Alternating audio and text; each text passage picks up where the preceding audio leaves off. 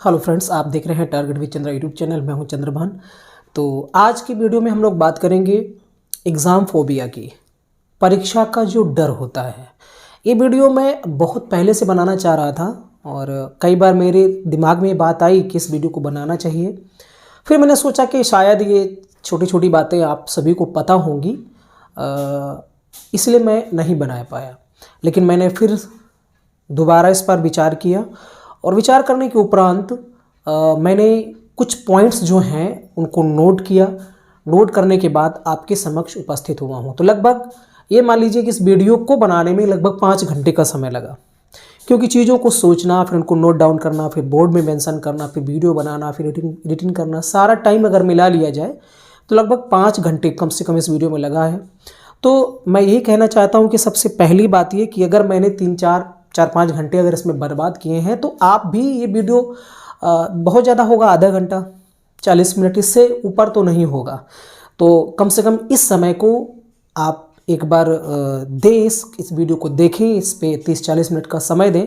क्योंकि अगर मैंने 4-5 घंटे बर्बाद किए हैं तो कम से कम आप अपना 30-35 मिनट बर्बाद कर लेंगे, तो कोई बड़ी बात नहीं है। और मैं एक बात तो ये ज़रूर कहूँगा कि बहुत ज़्यादा तो नहीं, लेकिन काफ़ी हद तक आपको इस वीडियो से हेल्प ज़रूर मिलेगी।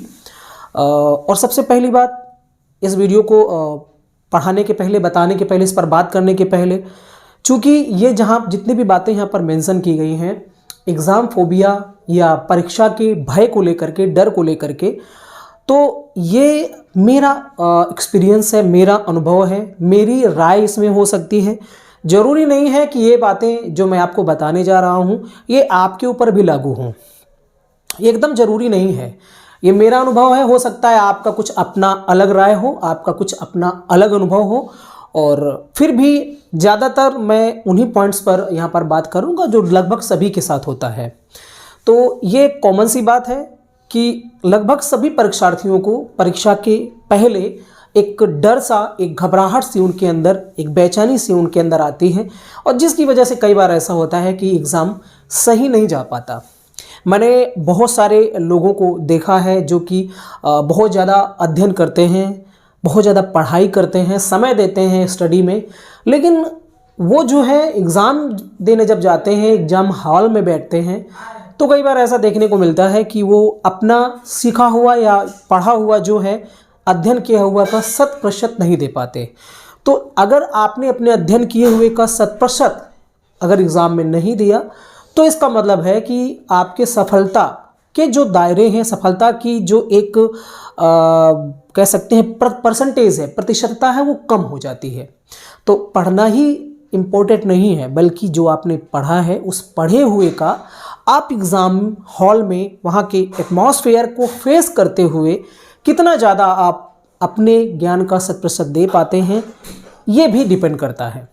तो इसलिए इस वीडियो को आपको देखना चाहिए। मेरे मुताबिक मैं तो यही कहूँगा, मेरी यही राय है कि आप ज़रूर देखें। और एग्ज़ाम फोबिया क्या है? तो एग्ज़ाम फोबिया जो है वो एक तरीके का कह सकते हैं एग्ज़ाम के पहले एक मानसिक, एक बेचैनी, मन में एक तरीके की घबराहट, जिसकी वजह से एग्ज़ाम जो है वो एग्ज़ाम का जो परिणाम है वो बदल जाता है। अर्थात कह सकते हैं परीक्षा का जो प्रदर्शन है, जो निष्पादन है, उसको प्रभावित करता है ये डर, जिसे हम एग्ज़ाम फोबिया कहते हैं। और एक तरीके की मानसिक बेचैनी, मानसिक घबराहट ही होती है जिसकी वजह से ऐसा होता है। कोई ऐसा नहीं कि कोई बीमारी है, ये लगभग सभी के साथ होता है। लेकिन कुछ लोग होते हैं जो अपने इमोशंस को कंट्रोल नहीं कर पाते हैं और वो जो है उनको नुकसान कर जाता है। तो ये मेरा अनुभव है, क्योंकि मैं एक असफल स्टूडेंट हूँ। मैंने भी बहुत सारी असफलताएं झेली हैं, आज भी मैं उस मुकाम तक नहीं पहुँच पाया जो मैंने सोचा था। हालांकि एग्ज़ाम की सफलता और जीवन की सफलता दोनों अलग अलग बातें हैं। उस पर भी हम बात करेंगे कि व्यक्ति एग्ज़ाम में असफल है तो क्या वो जीवन में भी असफल हो सकता है? ये बिल्कुल ऐसा ज़रूरी नहीं है।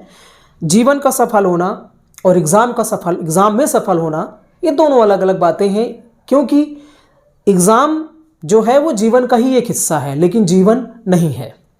तो ये कभी नहीं कहा जा सकता है कि कोई एग्ज़ाम में फेल है तो वो जीवन में भी असफल होगा या फेल होगा। ठीक है, तो ये मेरा अनुभव है, मेरा अपना एक्सपीरियंस है, मेरी इस पे अपनी राय शामिल है। हो सकता है इससे आप सहमत ना हो, ये आपके ऊपर डिपेंड करता है। तो आइए शुरू करते हैं इस वीडियो को। तो यहाँ पर हम लोग बात करेंगे क्या करें क्या ना करें, ठीक है। तो ये पॉइंट टू पॉइंट मैंने चीज़ों को नोट किया हुआ है, और इसलिए नोट किया है ताकि आपको कम से इन चीज़ों को बताया जा सके। क्योंकि अगर मैं बिना नोट किए आपको बताता तो हो सकता है जो एक क्रमबद्धता होती है वो टूट जाती, ठीक है, वो टूट सकती थी। इसलिए मैंने इसको नोट डाउन कर दिया है। तो सबसे पहले पॉइंट की बात करें तो एग्ज़ाम देने जब आप जा रहे हैं, एग्ज़ाम देने के पहले आप जब सेंटर पहुंचेंगे, सेंटर पहुंचने के बाद एग्ज़ाम सेंटर पे सबसे पहले तो आप टाइम से पहुंचें, थोड़ा सा टाइम एक्स्ट्रा लेकर के अपने साथ चलें, ताकि कोई अगर ऐसी अनहोनी होती है कि आप टाइम से ना पहुंच पाए तो वो ना घटित हो, वो ना होने पाए। जाएं एग्ज़ाम हॉल में बैठें, अपनी सीट देखें कहाँ पर है, वहाँ बैठें और एक लंबी सांस लेकर के पानी वानी पी करके आराम से बैठें। जब आपको उत्तर पत्रक मिले, अर्थात जब आपको कॉपी मिलती है, तो उत्तर पत्रक मिलने के बाद उसमें दिए गए निर्देशों को ध्यान से पढ़ें। इसके बाद नियत स्थान पर अपना अनुक्रमांक, हस्ताक्षर तथा अन्य सूचनाएं अंकित करें। बहुत ही जरूरी काम है, क्योंकि कई बार ऐसा होता है कि हम हड़बड़ी में जो है इन चीज़ों को सही से फिलअप नहीं कर पाते हैं, जिसकी वजह से हमारा पूरा जो परीक्षा है वो ही बेकार हो चली जाती है। और ये भी आपको पता है कि व्हाइटनर लगाना और खुरचना जो है वो मान्य नहीं है। तो याद रखें कि अपना अनुक्रमांक और हस्ताक्षर जो और भी अन्य सूचनाएं हैं उनको जहां पर नियत उनका स्थान दिया गया है वहां पर उनको अच्छे से अंकित करें, इस बात का ध्यान रखें। और अगला पॉइंट है कि प्रश्न पत्र में दिए गए निर्देशों को एक बार पढ़ लें, क्योंकि हो सकता है कि निर्देशों में कोई नई चीज़ आपको मिल जाए, इसलिए एक बार आप इसको सरसरी नज़र से देख लें। और तीसरे पॉइंट की तरफ जब बढ़ें तो यहाँ क्या करें कि संपूर्ण प्रश्न पत्र को एक बार सरसरी निगाह से देखने के बाद शुरू करें। पूरे प्रश्न पत्र को आप देख लें, सारे सेक्शन को आप देख लें, कैसे क्वेश्चन एक बार सरसरी नज़र से, ऐसा नहीं कि पूरा आपको एक तरफ से पढ़ना है। सरसरी नज़र से आप जब देख लेंगे तो आपको एक आइडिया हो जाएगा कि पेपर का लेवल क्या है, स्तर क्या है, और उसके अनुसार अपना एक समय पुनर्स्थापित करें, एक समय सुनिश्चित करें कि हमें कितना समय किस सेक्शन पे देना है, किस तरह के क्वेश्चन है, थोड़ा सा आइडिया आपको लग जाएगा। तो एक बार पूरे पेपर को पलटा करके आप देख लें, इस बात को भी ध्यान रखें। और फिर आगे क्या करें कि पहले आसान प्रश्नों को, पहले क्या करें, आसान प्रश्नों को या अपने पसंदीदा खंड जो आपका फेवरेट सेक्शन है, जैसा किसी को गणित बढ़िया आती है तो गणित का करेगा, किसी को जीएस बढ़िया है तो पहले जीएस करेगा, राइट, किसी की हिंदी बढ़िया है तो पहले हिंदी करेगा, अर्थात जो भी सेक्शन उस पर दिया गया है। और ये सारी की सारी बातें किसी एक एग्जाम के लिए नहीं है, इस बात का भी ख्याल रखिएगा। सारे के सारे कोई भी एग्जाम हो, ये सब के लिए यहाँ ये बातें लागू होती हैं। तो जो आपका फेवरेट खंड है उससे संबंधित प्रश्नों को हल करें। इससे होगा क्या, इससे आपका आत्मविश्वास बढ़ेगा। क्योंकि मैंने ये भी देखा है कि कई लोगों से सुना भी है कि अगर शुरुआत में ही अच्छे क्वेश्चन सिंपल मिल जाते हैं और अगर उसको आप कर लेते हैं तो आपका आत्मविश्वास बढ़ जाता है। जब आपका कॉन्फिडेंस बढ़ेगा तो ऐसे में क्या है कि आपका दिमाग और एक्टिव हो जाएगा, और एक्टिव होने की वजह से जो चीज़ें थोड़ा सा टफ थी वो भी सिंपल हो जाती हैं।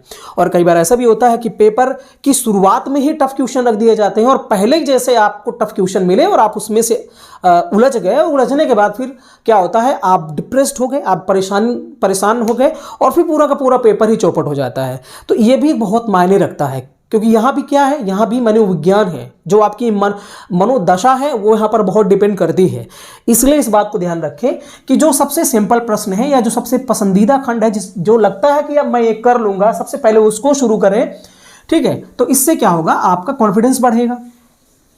आगे देखते हैं कि जल्दी में प्रश्नों को ना पढ़ें, बल्कि शांति व धैर्य के साथ प्रश्न को पढ़ें। कई बार ऐसा होता है ना, क्योंकि ये जो चीज़ें यहाँ पर लिखी गई हैं वो मेरे साथ भी होती हैं। हड़बड़ाहट में जल्दी जल्दी, क्योंकि टाइम मैनेजमेंट भी करना है, लेकिन टाइम मैनेजमेंट तो करना है, लेकिन सबसे इंपॉर्टेंट चीज़ है प्रश्न को पढ़ना। अगर हम टाइम मैनेजमेंट करने के चक्कर में प्रश्न को सही से ना समझें तो इसका मतलब है कि आप उत्तर गलत करके आएंगे, और उत्तर गलत करके आएंगे तो आपका रिजल्ट भी प्रभावित होगा। इसलिए शांति से, धैर्य के साथ में प्रश्नों को पढ़ें। एक दो बार प्रश्नों को अच्छे से पढ़ देंगे तो आपको कम से कम ये तो सुनिश्चित हो जाएगा कि हाँ, ये पूछना क्या चाह रहा है, इस प्रश्न का भाव क्या है। कई बार हमारे प्रश्न इस वजह से गलत हो जाते हैं क्योंकि हम प्रश्नों के भाव को, प्रश्नों का जो अर्थ है वो वास्तव में क्या पूछना चाहते हैं हम ये समझ ही नहीं पाते हैं। और ये नहीं समझ पाते वो किस वजह से, किस कारण से? क्योंकि हम प्रश्नों को बहुत ही जल्दी जल्दी पढ़ते हैं। और कई बार ऐसा होता है कि हम जल्दी जल्दी पढ़ते हैं, समझ में नहीं आता, फिर दोबारा पढ़ते हैं, फिर जल्दी जल्दी पढ़ते हैं, फिर नहीं समझ में आता, फिर 3 बार पढ़ते हैं। तो मुझे लगता है कि आपको बार बार अगर पढ़ना है इस तरीके से, तो एक बार धैर्य से थोड़ा सा समय देकर के शांतिपूर्वक रिलैक्स मूड में आप प्रश्न को पढ़ लीजिए, ताकि वो क्या पूछना चाहता है वास्तव में आपको पता चल जाए। और ऐसे में फिर आप जो है उस प्रश्न को हल कर पाएंगे सही से। तो इस काम को भी करें। अगला नंबर है कि जिन प्रश्नों को आप पहली बार में हल नहीं कर पाते हैं उन्हें निशान लगाकर, अब ये निशान अपने मन मुताबिक लगाएं, आप टिक कर सकते हैं, गोला बना सकते हैं, जिसमें जैसे आपको समझना हो तो उनमें निशान लगा करके छोड़ दें और फिर बचे हुए समय में उन्हें हल करने का प्रयास करें। अब ये नहीं है कि पता चला कि जैसे सामान्य तौर पर जो है गणित में बच्चे जो है कमज़ोर होते हैं, ऐसा कहा जाता है, माना जाता है ऐसा। तो पता चला कि कोई एक ऐसा क्वेश्चन आ गया पहले शुरुआत में ही जो काफ़ी टफ है। अब होता क्या है कि स्टूडेंट उसी सवाल को करने के चक्कर में उलझ जाते हैं, वो सवाल में 1 मिनट की बजाय 5-5 मिनट समय बर्बाद कर देते हैं। तो मेरा मानना यह है कि उस प्रश्न को उस समय जब वो आपको पहली बार में नहीं आ रहा है तो छोड़ दें और बाद में जब समय बचे तो फिर उसको हल करने का प्रयास करें, उसमें उलझे नहीं।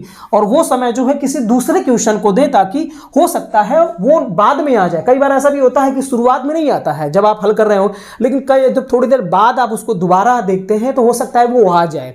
इसलिए इस चीज़ का ख्याल रखें।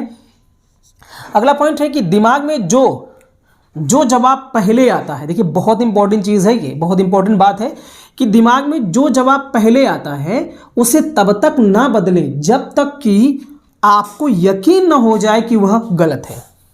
क्योंकि जैसे ही आप प्रश्न पढ़ते हैं, प्रश्न पढ़ने के बाद जैसे ही आप विकल्प पढ़ते हैं, विकल्प को पढ़ने के बाद अचानक से आपके दिमाग क्लिक करता है और आपको लगता है कि नहीं ये विकल्प सही है पहली बार में ही। और पहली बार में जो चीज़ आती है, ये मान लीजिए ऐसा माना जाता है कि हमारे अवचेतन मन में, जैसे अनकॉन्शियस माइंड कहते हैं, उस अवचेतन मन में सारी की सारी बातें जमा रहती हैं और कुछ चीज़ें हमको पता नहीं रहती हैं। लेकिन जो चीज़ें पता नहीं है अवचेतन मन में है, लेकिन जैसे ही हमारे सामने विकल्प आते हैं वैसे ही हमारा माइंड क्लिक करता है और तुरंत ये लगता है कि हाँ इसका ये होगा। अब ऐसे में ये भी होता है कि कई बार, क्योंकि मेरे साथ जो घटित हुआ मैं बताता हूँ, मेरे साथ भी ऐसा होता था कि पहली बार में उसका आंसर आ गया, लेकिन अब उस पर हमने एक्स्ट्रा दिमाग लगा दिया, एक्स्ट्रा दिमाग लगाना शुरू किया कि यार ये कैसे हो सकता है, ये हो सकता है इसका ये हो। तो जैसे ही आप एक्स्ट्रा दिमाग लगाना शुरू करेंगे तो वो गलत हो जाता है। तो मेरा ये मानना है कि ये सारी की सारी बातें जो पहली बार में जो सवाल का जवाब आ जाता है वो अवचेतन मन, क्योंकि अवचेतन मन इस समय बहुत ही प्रभावी रहता है ऐसे में। और ये अक्सर आमतौर पर देखा गया है कि जो पहली बार में सवाल का जवाब आता है दिमाग में वही सही होता है। भले ही इसको तुक्का कहा जाए, भले ही सामान्य तौर पर लोग इसको तुक्का मारना कहें, लेकिन मेरा ये मानना है कि अगर किसी प्रश्न का जवाब पहली बार में आपको आ गया है कि हाँ ये होगा, तो वही सही होता है। तो इस बात का थोड़ा सा आप ख्याल रखें। जो पहली बार में आए जवाब वो तब तक, जब तक आपको कंफर्म एकदम ना हो जाए 100% कि हाँ इसका ये नहीं होगा, तभी उसको खारिज करें, वरना उसी जवाब को आप टिक करें। राइट। आगे जब बात करते हैं 8वें पॉइंट की, कोई भी परीक्षा सरल या कठिन नहीं होती, ये आपकी तैयारी, रणनीति व मनोदशा के अनुरूप ही होती है। यदि आपकी तैयारी बेहतर और परीक्षा भवन की रणनीति मजबूत है तो तनाव में न रहें, डरना छोड़कर लड़ने को तैयार रहें।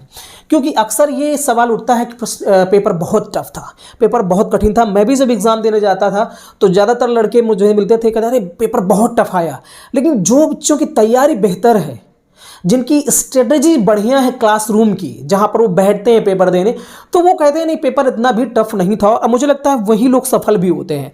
तो पेपर टफ है, ये सिंपल है, ये आपकी तैयारी पर डिपेंड करता है और आपकी उस एग्ज़ाम हॉल की जो स्ट्रेटजी है, जो रणनीति आपने बनाई हुई है, वो ये तय करती है कि पेपर कैसा है। अगर आपको नहीं आता है तो पेपर कठिन है, अगर आपकी तैयारी अच्छी है तो पेपर सरल है। वो आपके लिए व्यक्तिगत तौर पर कठिन सरल हो सकता है। राइट। तो इस बात को भी थोड़ा सा आप ध्यान रखें और तनाव में ना रहें और डरना छोड़कर लड़ने को तैयार रहें। ठीक है। अगला है कि कोई भी परीक्षा स्वयं कि स्वयं से लड़ाई ही होती है। जो अपने आप से जीत गया उसे दुनिया की कोई परीक्षा व डर नहीं हरा सकता। ये बहुत ही महत्वपूर्ण पॉइंट है। हम अक्सर दूसरों से लड़ते रहते हैं लेकिन हम अपने आप से नहीं लड़ते। और जितने भी सफल व्यक्ति हैं, जितने भी बुद्धिमान लोग हैं, प्रतिभाशाली लोग हैं, उनकी लड़ाई खुद से होती है। अगर हम अपने आप को जीत गए, अगर हम अपने इमोशंस को कंट्रोल करना सीख गए, अगर हम अपने आप को हर एक परिस्थिति में ढालना सीख गए, अगर हम अपने आप से संघर्ष कर गए, तो मुझे लगता है कि उसको किसी भी डर जो है, कोई भी डर उसके सामने नहीं आ पाएगा, कोई भी डर उसका टक्कर नहीं ले सकता है और दुनिया की कोई भी ताकत उसे हरा नहीं सकती है। तो लड़ाई खुद की खुद से है और जो खुद की लड़ाई में जीत गया वो दुनिया की लड़ाई में जरूर जीत जाएगा। ये मेरा मानना है। आपका क्या मानना है ये आप तय कर सकते हैं, लेकिन मेरा ये मानना है कि व्यक्ति की खुद से लड़ाई होती है। और क्योंकि मैंने ये लड़ाई की है अपने आप से, अपने विचारों से, अपने थॉट से, मेरी खुद की लड़ाई, मेरे डर से मेरी खुद की लड़ाई, मेरे जो डिप्रेशन जो होता है माइंड में, उसकी मेरे से खुद की लड़ाई। और इसमें अगर आप जीत गए, अपनी लड़ाई में, खुद की लड़ाई में अगर आप जीत गए, तो मुझे लगता है कि आपको कोई डर, कोई परीक्षा जो है हरा नहीं सकती है। आप विजेता जरूर होंगे। तो इस बात को भी थोड़ा सा ख्याल रखें। अगला पॉइंट है कि परीक्षा से 1-2 दिन पहले तनाव होता है। ये सबके साथ होता है, इसलिए परेशान ना हो। जैसे बहुत सारे बच्चे हैं जो एग्जाम के 1 दिन या 2 दिन पहले क्या होता है कि उनके मन में बड़ा ही तनाव रहता है, मस्तिष्क में टेंशन रहती है, तनाव रहता है और हताशा नहीं कह सकते, लेकिन एक घबराहट सी रहती है। तो ये कोई बहुत बड़ी बात नहीं है, ये सामान्य बात है, ये सभी परीक्षार्थियों के साथ ऐसा होता है। तो आप परेशान ना हो, घबराएं नहीं, डरे नहीं, अपने आप को रिलैक्स में रखें, रिलैक्स मूड में रखें, क्योंकि ऐसा अक्सर सभी के साथ देखा गया है। तो परेशान होने की ज़रूरत नहीं है। लेकिन एक चीज़ याद रखें कि ये जो तनाव है, ये तनाव ज़्यादा नहीं होना चाहिए, एक उसकी निश्चित मात्रा होनी चाहिए। क्योंकि अगर ये निश्चित मात्रा में है तो ये आपके लिए सकारात्मक हो सकता है, लेकिन अगर ये अनियंत्रित मात्रा में है, अर्थात तनाव आप अनियंत्रित करते हैं, डर आपके अंदर अनियंत्रित मात्रा में आ गया, तो फिर ये आपका जो एग्ज़ाम का परफॉर्मेंस है उसको बिगाड़ सकता है, उसको धराशायी कर सकता है। अब जैसे मैंने कहा कि डर भी ज़रूरी है, तनाव भी ज़रूरी है। वो क्यों ज़रूरी है अगले पॉइंट में देखते हैं। देखिए, थोड़ा तनाव या डर आपको सतर्क बनाए रखता है तथा लक्ष्य को भूलने नहीं देता, और इसी को क्या कहते हैं, परीक्षा इसी का नाम है। और डर के आगे ही जीत है। क्योंकि डरना भी जरूरी है, लेकिन डरना कितना जरूरी है ये भी ध्यान रखना चाहिए। डरना उतना ही जरूरी है जिससे हमारा लक्ष्य हमें याद रहे, जिससे हमको ये ना लगे कि यार नहीं पढ़ना है, मुझे कुछ करना है, थोड़ा आराम कर लेते हैं। लेकिन अगर इस बात का डर है, थोड़ा सा डर है कि कहीं मैं फेल ना हो जाऊं, कहीं मेरा लक्ष्य मुझे ना मिल पाए, तो थोड़ा सा ये अगर डर आपके तनाव मस्तिष्क में है तो आपके लिए सकारात्मक काम कर सकता है और आपके प्रदर्शन को बेहतर कर सकता है। आपका जो प्रदर्शन है वो जब बेहतर होगा तो रिजल्ट भी बेहतर आएंगे। इसलिए थोड़ा सा डर जरूरी है, लेकिन ज़्यादा डर जरूरी नहीं है। क्योंकि ज़्यादा डर अगर आपने किया, ज़्यादा तनाव आपने किया, तो ये तय है कि आप जो है सही से एग्ज़ाम में जो है अपना प्रदर्शन नहीं कर पाएंगे। ठीक है, तो जो आपने सीखा है, जितना आपने सीखा है, एक बात मैं और बता देना चाहता हूं कि अक्सर दिमाग में परीक्षार्थियों की बात रहती है कि मेरी तैयारी पूरी नहीं है, मैंने तो पढ़ा नहीं, मेरी तैयारी पूरी नहीं है। तो ये याद रखिए कि तैयारी किसी की पूरी नहीं होती है, किसी की भी नहीं पूरी होती है। आप चाहे जो आईएएस एस्पायरेंट हैं, जो आईएएस पीसीएस की तैयारी करते हैं, उनसे आप एक बार पता कर लीजिए, वो भी यही कहेंगे कि मेरी तैयारी पूरी नहीं है। तो तैयारी किसी की पूरी नहीं होती है, इस बात का ख्याल रखिए। तो ये जानते रहिए कि तैयारी जो है वो किसी की पूरी नहीं है, तो आपकी कैसे पूरी हो सकती है। तो डरिए नहीं, बल्कि आपने जितना सीखा है, आपने जितना अध्ययन किया है, कम से कम उसका 100% दीजिए। 100% कोई नहीं कर सकता है, ये एकदम श्योर है। 100% कोई नहीं कर सकता है, लेकिन आपने जितना पढ़ा है, आपने 50% तैयारी की है, आपको लगता है कि मेरी तैयारी सिर्फ 50% है, तो उस 50% का 100% आप एग्जाम में दीजिए। क्योंकि आप और कुछ कर भी नहीं सकते हैं। अगर आपकी तैयारी है नहीं तो आप क्या कर सकते हैं, कुछ नहीं कर सकते ना। तो अगर आपको लगता है कि जितना मैंने पढ़ा है, जितना मुझे आता है, तो कम से कम जितना आपके दिमाग में है उसका 100% देने की कोशिश करें। ठीक है, तो इस बात को भी याद रखें। कई बार ऐसा भी होता है कि कभी कभी परीक्षार्थियों को ये लगता है कि वो सब भूल गए हैं, पर ऐसा कुछ भी नहीं होता। ठीक है, याद रखें, ज्ञान कभी व्यर्थ नहीं जाता, बस सही रणनीति के जरिए उसे सक्रिय रखना होता है। तो कई बार ऐसा लगता है कि और ये कब लगता है, ये तभी लगेगा परीक्षा के कुछ दिन पहले तो आप बड़ा 30 मार्क बनेंगे कि मैंने पूरी तैयारी कर ली है और मुझे तो सब आता है, मुझे तो कुछ भी बाकी नहीं रह गया मेरे से पढ़ने को, सब कुछ मैंने पढ़ लिया है। लेकिन जैसे ही परीक्षा का समय नज़दीक आता जाएगा वैसे ही आपको लगेगा कि सब कुछ भूल गया, मुझे तो कुछ नहीं आता है। राइट, तो ऐसा बिल्कुल भी नहीं होता है। हाँ, ये इसलिए होता है क्योंकि आप तनाव अधिक लेते हैं, और जब आप तनाव अधिक लेते हैं तब इस तरीके का जो है माइंड आपका काम करना शुरू कर देता है। लेकिन ये बात याद रखिए कि जो आपने पढ़ा है वो आपके अवचेतन मन में है, और जैसे ही आपके सामने प्रश्न आएगा और जैसे ही विकल्प आएंगे आपका माइंड जो है एक्टिव मोड में आ जाएगा और तुरंत आपको लगेगा हाँ यार मैंने ये पढ़ा है, इसका ये होगा। इसलिए घबराएं नहीं। ये सब के साथ होता है कि ऐसा लगता है कि मुझे कुछ आता ही नहीं है, जो आता था वो सब भूल गया है। एक कॉमन सी बात है, मुझे लगता है लगभग सभी परीक्षार्थियों के साथ ऐसा होता होगा। तो घबराएं नहीं। और ये जो आपने ज्ञान लिया है, अर्जित किया है, वो कभी व्यर्थ नहीं जाता है। हाँ, जरूरत बस इसकी है कि उस नॉलेज को आप सही स्ट्रेटजी अर्थात रणनीति के जरिए एक्टिव मोड में रखें। ठीक है, एक्टिव मोड में रखें, सक्रिय रखें। ठीक है, आगे हम अगले पॉइंट की बात करते हैं। 13वां पॉइंट है यहां पर कि परीक्षा में जीतने की शर्त सिर्फ पढ़ाकू होना नहीं है बल्कि जुझारू होना भी है। क्योंकि इस तरह के जो चीज़ें हैं मैंने देखी हैं, खासकर अगर मैं अपनी बात करूं तो मेरे घर में ही मेरा भाई जो है, मुझे लगता है वो इसी चीज़ से जूझता है। पढ़ता बहुत ज़्यादा है और बहुत सारे ऐसे कैंडिडेट हैं जो बहुत ज़्यादा पढ़ाई करते हैं। तो परीक्षा में सफल होने की या जीतने की शर्त सिर्फ ये नहीं है कि आप बहुत पढ़ाकू हैं, रात दिन पढ़ते हैं, बल्कि जुझारू होना भी है। जुझारू होने का मतलब ये है कि आप जो आपने पढ़ा है, आपने उस पढ़े हुए का 100% दिया एग्जाम में कि नहीं दिया। आपने जो पढ़ा है, आपके दिमाग में जो गया है, उसको आप आउटपुट उसका दे पाते हैं कि नहीं दे पाते। इनपुट तो हुई चीज़ें, लेकिन उन चीज़ों को बाहर आप निकाल पाते हैं कि नहीं निकाल पाते हैं। तो जुझारूपन होने का मतलब है कि अपने ज्ञान से ही लड़ना। और ये कैसे लड़ा जाता है, जो आपने सीखा है उसका आउटपुट आप दे। स्वाध्याय, मनन जिसको बोलते हैं, आप मनन करें और अपने आत्मविश्वास को बनाए रखें और ये समझें कि हाँ मुझे आता है और मैं कर लूँगा। ठीक है, तो ये सिर्फ पढ़ाकू होना नहीं है कि आप पढ़ते रहें, बल्कि उस परीक्षा के लिए रणनीति भी बनाएं। आप उस रणनीति में टाइम मैनेजमेंट भी शामिल हो सकता है। एग्जाम हॉल में किस तरीके से हमें बिहेव करना है ये भी शामिल हो सकता है। हमें कौन से क्वेश्चन पहले अटेंड करने हैं, किसको छोड़ना है, ये भी रणनीति का एक हिस्सा है। हमें किस सेक्शन को, किस सब्जेक्ट के प्रश्नों को पहले हल करना चाहिए, ये भी रणनीति का एक हिस्सा है।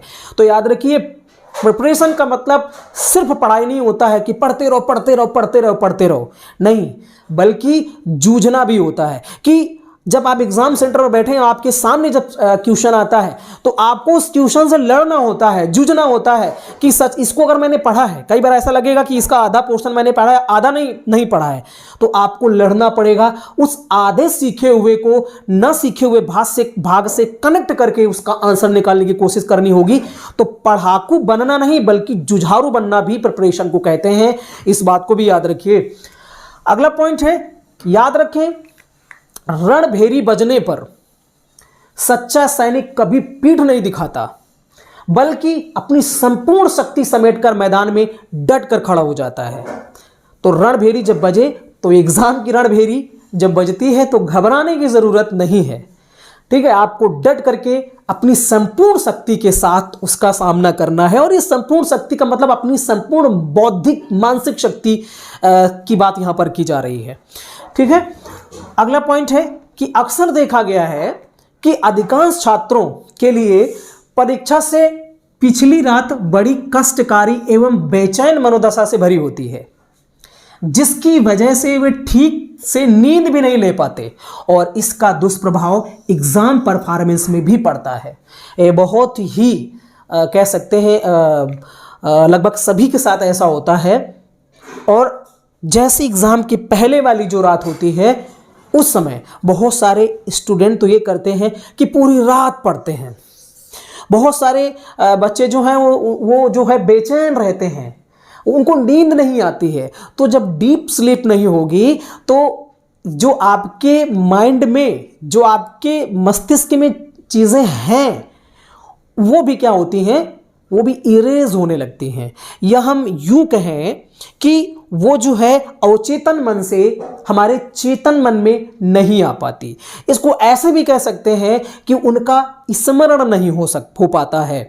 ठीक है, तो इसलिए याद रखें कि क्योंकि सबसे जरूरी चीज शारीरिक स्वास्थ्य भी है। अगर हम बीमार हैं तो हमारा मस्तिष्क काम नहीं करेगा।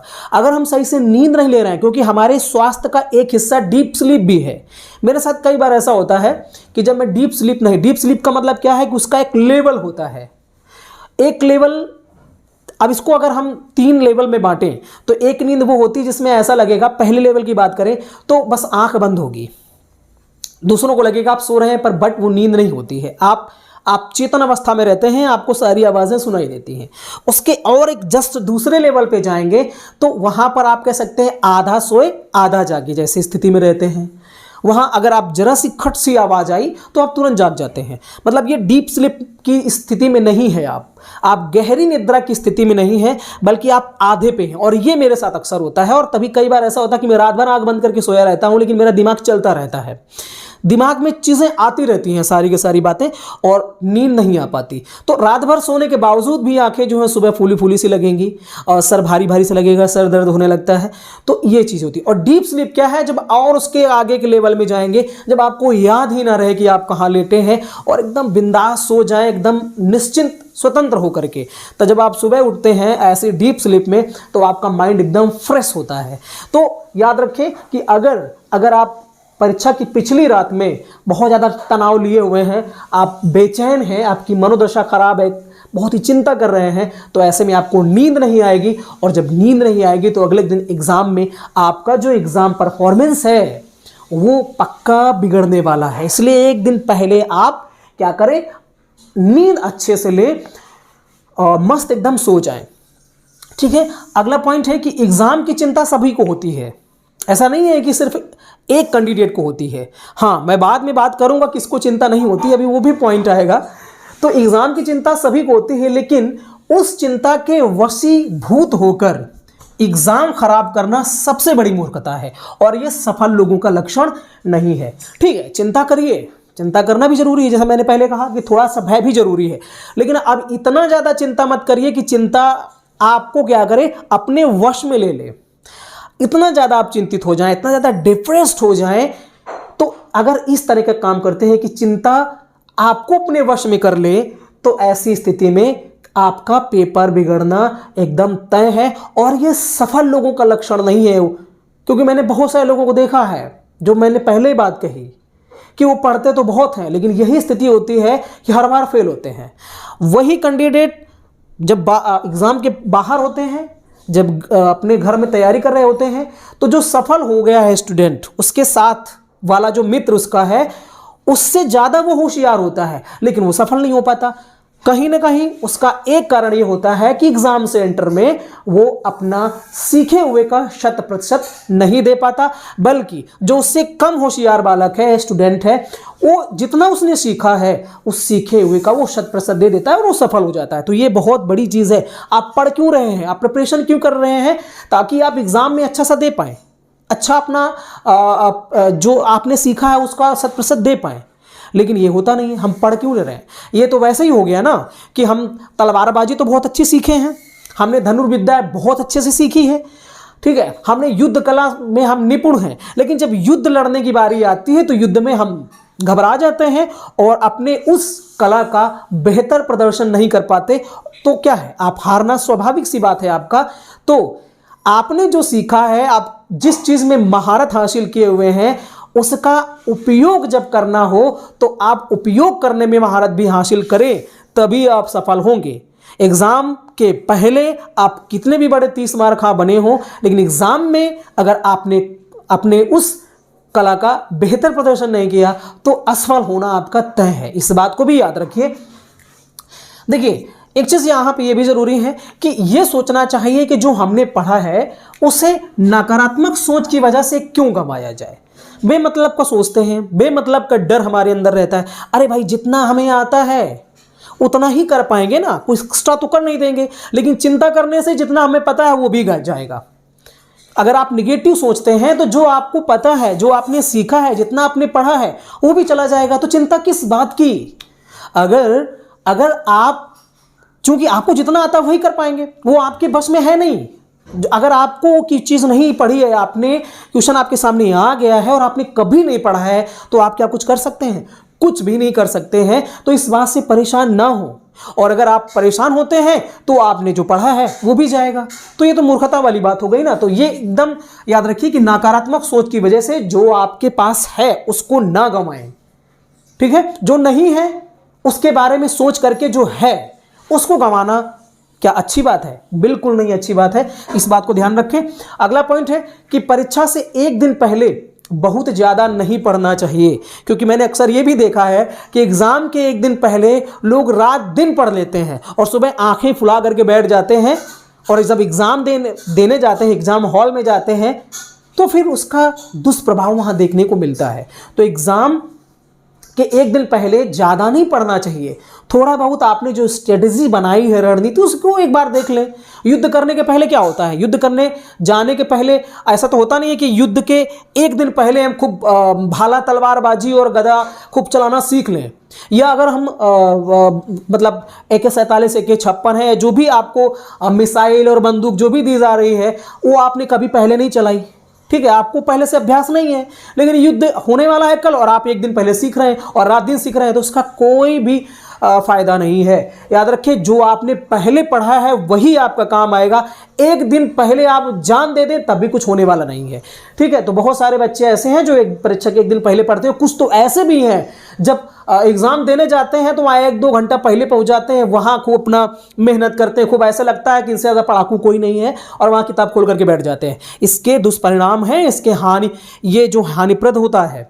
आपने जो पहले पढ़ा है, आपके माइंड में जो चीज़ें पहले से सेट हैं, जब वहाँ पर जाकर के आप पढ़ते हैं तो होता क्या है कि उनमें परिवर्तन होना शुरू हो जाता है। और मुझे नहीं लगता है कि ज़्यादा इसका कोई फ़ायदा पड़ता है, ज़्यादा कोई फ़ायदा होता है। एग्ज़ाम सेंटर के एक दिन, एग्ज़ाम के दिन ही आप जब एग्ज़ाम सेंटर से बाहर पढ़ते हैं तो उसका कोई ख़ास फ़ायदा होने वाला नहीं। हालांकि बहुत सारे स्टूडेंट को मैंने देखा है। हाँ, एग्ज़ाम से एक दिन पहले आप क्या करें, ये मेरा मानना है। मैंने पहले ही बता दिया था, हो सकता है आपकी राय अलग हो। आप गाना सुने अच्छे अच्छे, आप खेलें, डांस करें, या कोई बहुत बेहतरीन जो सकारात्मक मूवी हो, जो सकारात्मक सोच देती हो, ऐसी मूवी आप देखें। और जो भी मनोरंजन के साधन हैं वो सारे के सारे आप करें और अपने आप को रिलैक्स करें, रिलैक्स मूड में रखें। तो ये कह सकते हैं कि जैसे कंप्यूटर को रिफ्रेश मारा जाता है ना, ये सारे रिफ्रेश करने के साधन हैं। तो आपके मस्तिष्क में, आपकी स्मृति में जो चीज़ें पड़ी हुई हैं वो रिफ्रेश होकर के और बेहतर हो जाएंगी, ताकि आप एग्ज़ाम में उन चीज़ों का स्मरण बेहतर तरीके से कर सकें। ठीक है, आगे और भी एक इम्पोर्टेंट पॉइंट है कि नकारात्मक व ईर्ष्यालु मित्रों से दूर रहना चाहिए।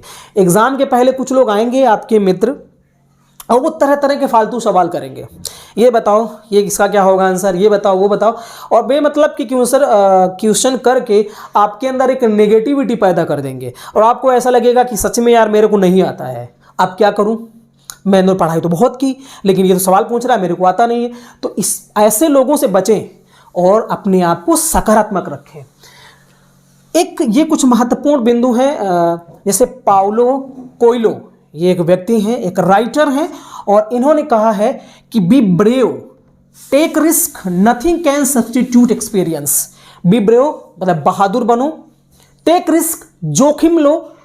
नथिंग कैन सब्सटीट्यूट एक्सपीरियंस, अनुभव का कोई स्थानापन्न नहीं होता है। अगर आपने अनुभव के द्वारा सीखा है तो उसका कोई चेंजमेंट नहीं हो सकता है। दुनिया की कोई ताकत आपको यह कह दे कि ये ऐसे नहीं ऐसे होगा तो आपको मानना नहीं, आप मानेंगे ही नहीं, क्योंकि आपको उस चीज का अनुभव हो चुका है।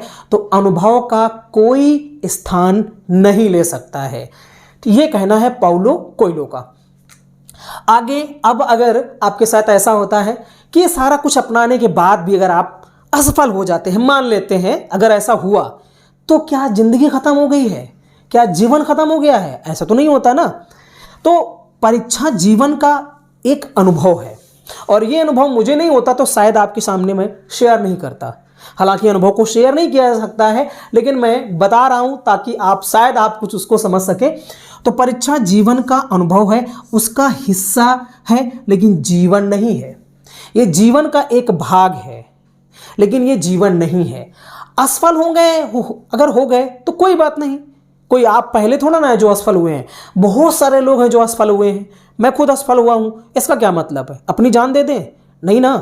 तो जो ये जीवन है उससे बढ़कर के हमारी ये परीक्षा नहीं है, क्योंकि हमारा जीवन खुद एक परीक्षा है। जरूरी नहीं है कि जिस परीक्षा में आप फेल हो गए हो तो उसकी वजह से आप अपने जीवन की परीक्षा में भी फेल हो जाएं। ऐसे बहुत सारे लोग हैं जो एग्जाम में फेल हुए हैं, तो क्या वो सफल लोगों की श्रेणी में नहीं आए हैं? बिल्कुल आए हैं। हो सकता है उनका क्षेत्र कुछ अलग हो और उस क्षेत्र में वो बहुत नामी शख्सियत बने। तो याद रखें, हर एक व्यक्ति यूनिक है और सबके अंदर एक कला है, एक गुण है जो उसको अन्य दूसरों से अलग बनाती है, और वो गुण आपके अंदर भी हो सकता है। आप भी यूनिक हो सकते हैं, आप भी अद्वितीय हो नहीं सकते, आप हैं। इसलिए इस एग्जाम में या किसी एग्जाम में अगर आप फेल हो जाते हैं तो बिल्कुल हताश होने की जरूरत नहीं है, निराश होने की जरूरत नहीं है। जिंदगी और भी है। योग करिए, स्वस्थ रहिए और 1 साल और तैयारी करिए ताकि आप दोबारा सफल हो सकें। ठीक है। और एक चीज ये है कि कल क्या होगा, इसकी चिंता सबको है। कल क्या होगा, मेरे भविष्य का क्या होगा, लेकिन एक दिन हमें यहां रहना ही नहीं है, इसकी चिंता कौन करता है? इसकी चिंता किसी को नहीं है। देखिए कितना मजे की बात है कि एक दिन हमें यहां रहना नहीं है, उसकी चिंता शायद बहुत कम लोगों को होगी, लेकिन कल क्या होगा इसकी चिंता सबको है। मेरे कहने का मतलब यह है कि जीवन ज्यादा इंपॉर्टेंट है इन परीक्षाओं से। अगर आप, अब ये इसलिए मैं कह रहा हूं, अगर आपको लगता है कि मेरे से नहीं हो रहा है, मैं असफल हो गया, तब ये चीज ऐसा सोचिए कि जीवन से बढ़कर के ये परीक्षा नहीं है। ठीक है। और एक चीज कि कुछ याद मत करिए बल्कि सीखिए।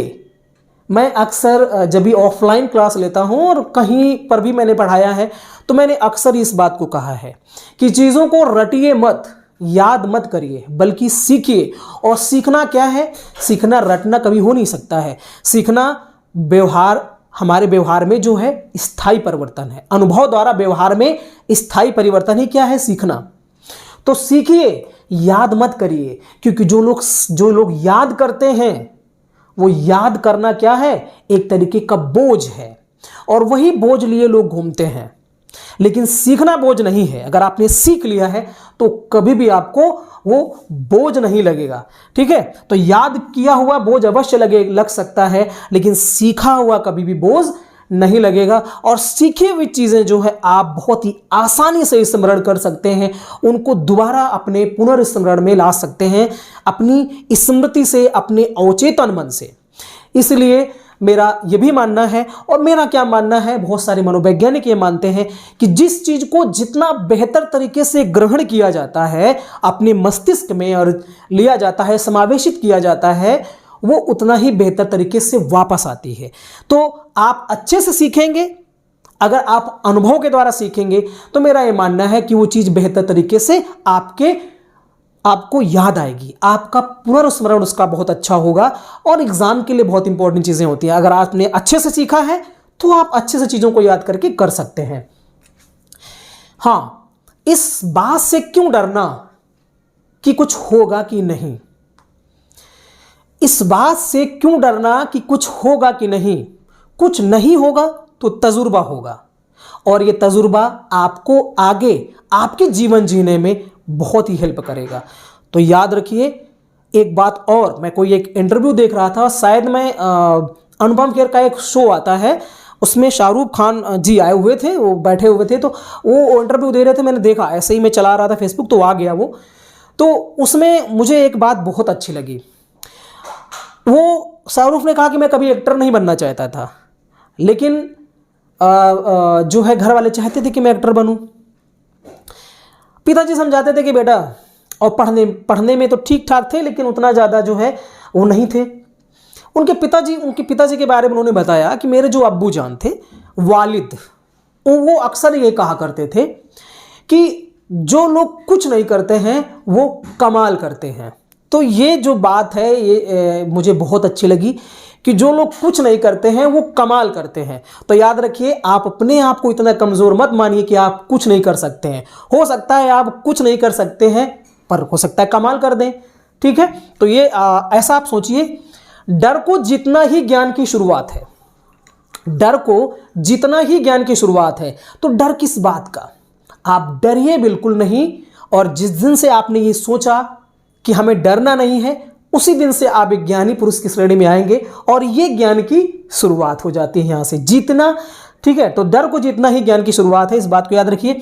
और परीक्षा में डर, जो मैंने कहा था कि मैं बाद में बात करूंगा, परीक्षा में डर दो लोगों को नहीं लगता है। पहला उसे जो कभी पढ़ाई नहीं है और एग्जाम देने चला गया, उसको किस बात का डर, क्योंकि पढ़ाई नहीं है तो किस बात का डर। और दूसरा ये मेरा मानना है कि दूसरा उसको डर नहीं लगता है जिसने बहुत ही अच्छे तरीके से तैयारी की है, बेहतर रणनीति अपनाई हुई है, उसको आत्मविश्वास है, उसको अपने ऊपर विश्वास है, वो व्यक्ति भी परीक्षाओं से डरता नहीं है। तो दो लोग ऐसे हैं जो नहीं डरते हैं, एक वो जो सीखा ही नहीं है, परीक्षा देने चला गया, उसको किसी बात का डर नहीं रहता, और दूसरा वो जिसकी तैयारी बहुत बेहतर है, उसकी रणनीति बहुत बेहतर है, उसका कॉन्फिडेंस चरम पर है, उसको खुद पर विश्वास है, उसको भी परीक्षा से डर नहीं लगता। तो ये कुछ महत्वपूर्ण बिंदु थे।